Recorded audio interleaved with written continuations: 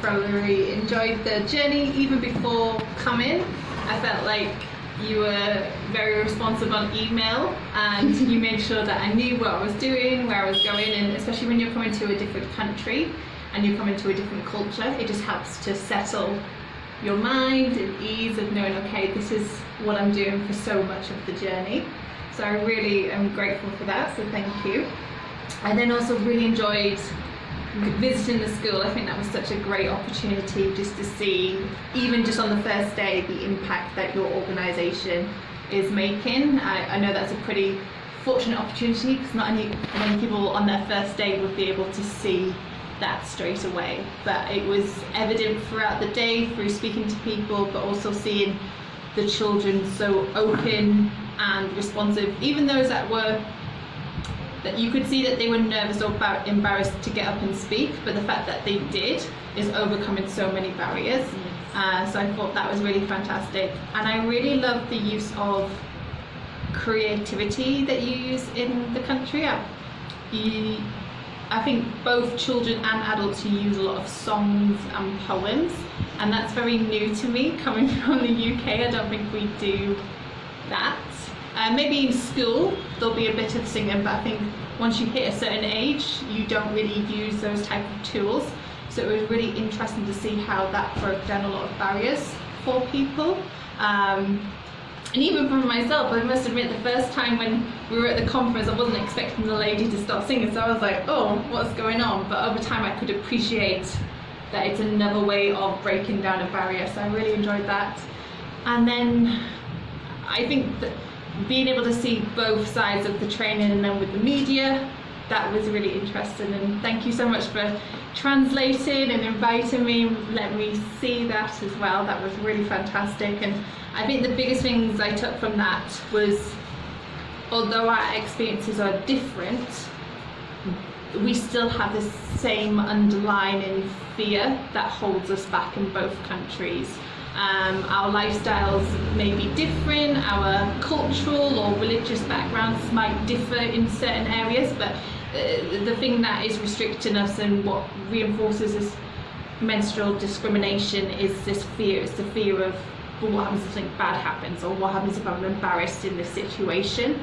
And it was really good to see the journey of the initial people in the group being aware of their fear but overcoming it, whether it's speaking in public or whether for the journalists it will be writing those posts, which could potentially be quite a fearful thing to do, but the fact that they feel liberated enough to start that journey. And I think the only way that you can overcome fear is by continuing that dialogue, and I think that's kind of transpired throughout all this, is dialogue is so important. So I really enjoyed that. So, and then coming here, I think it's a completely different experience to the first.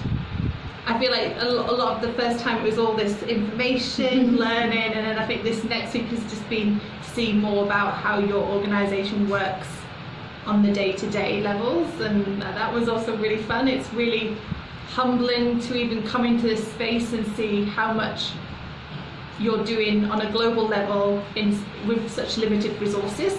I think sometimes people think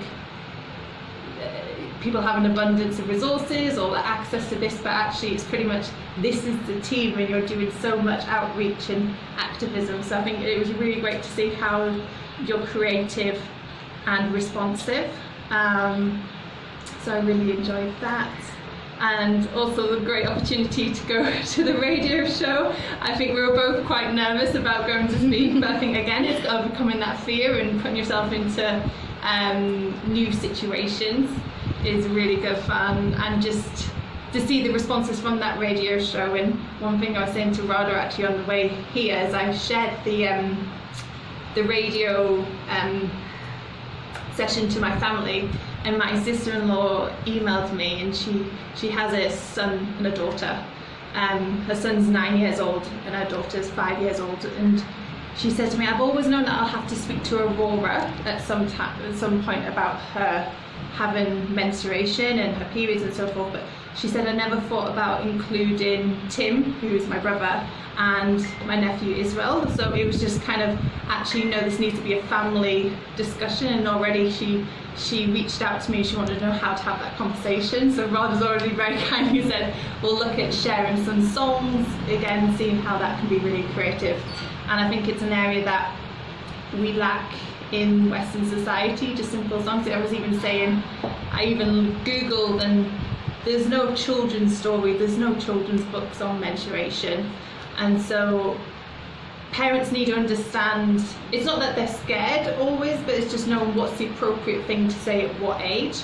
And I think that is an area that's missing.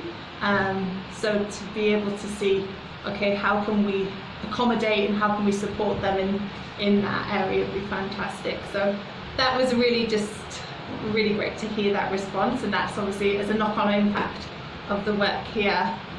And then, yeah, I think being able to have one-on-one with you all has just been fantastic. I know that you're all very, very busy, so I really do appreciate you taking the time to speak to me, probably listen to me say nonsense, but thank you so much for that. And then the last couple of days, my only complaint is that it's too hot. It's too hot for me.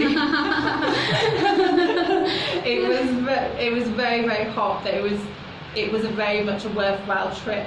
It was fantastic to see, although there was some setbacks from the government, to see the community come together and to be able to speak about equality for girls in their community, and for it to be both women and men, young and old, all coming together to speak about that. I think that was a really fantastic experience, because it was showing that they feel empowered enough and that they understand that to make change you have to use your voice, and if you continue doing that, then the government will have to listen at some point and make those changes. So it'll be exciting to see, because again, although they were speaking about that, the area that they weren't speaking about was menstruation. So all three of us got up to speak about that. Radha was obviously the best at sharing that information.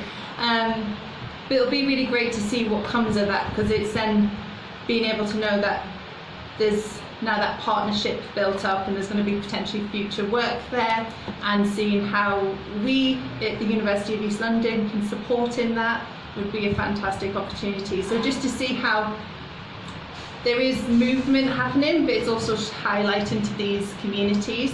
So it was really great to see that that initial conversation that you were having, and to see, okay, from that outcome of those 2 days there, and also future work, but on those, what's been the outcome of that. So I feel like I've had such a varied experience. It's been a lot but it's been a really good experience and a lot to take home. And I definitely do think that a dignified menstruation is something that can happen globally. It's not something that's isolated for Nepal. It's not something that's just for a small community. It can work in different areas and with different people. The key thing now is just raising that awareness, essentially, and shifting that mindset. I think, as I previously said, in the UK we often label it through this period poverty lens, and I think because we're so focused on the economic side rather than the holistic well-being, we think, well, as long as you give people products, then we won't have an issue. So it's just shifting that mindset. But every country has its stumbling blocks, and to overcome, you will have other stumbling blocks that we don't face. And so it's just being able to say, okay, well, how do you implement that framework in that country context? So yeah, thank you so much. I just spoke a lot, but thank you so much for it all. Thank you.